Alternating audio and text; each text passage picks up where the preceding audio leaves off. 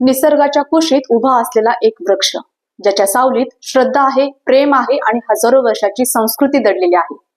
तोच आहे वटवृक्ष आणि त्याच्याशी जोडलेला एक पवित्र सण म्हणजे वटपौर्णिमा. नमस्कार मित्रांनो, मी सोनाली कबाडे दैनिक चालू वार्तामध्ये आपले स्वागत करते. आज आपण जाणून घेणार आहोत आपल्या भारतीय संस्कृतीतील एक अत्यंत सुंदर आणि भावनिक सण वटपौर्णिमा.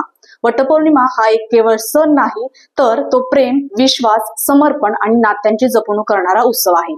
या दिवशी विवाहित महिला आपल्या पतीच्या दीर्घायुष्यासाठी, उत्तम आरोग्यासाठी आणि सुखी संसारासाठी वटवृक्षाची पूजा करतात. या सणामागे आहे एक प्रेरणादायी कथा, सावित्री आणि सत्यवानाची. सावित्री ही आपल्या पतीवर अपार प्रेम आणि निष्ठा ठेवणारी स्त्री होती.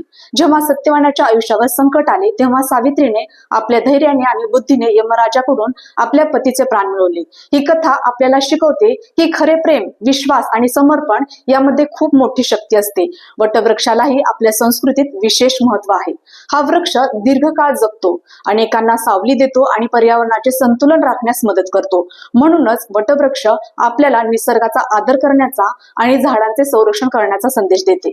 या दिवशी महिला पारंपरिक वेशात सजतात, वटवृक्षाला दोरा बांधतात, पूजा करतात आणि कुटुंबाच्या सुखी समृद्धीसाठी प्रार्थना करतात.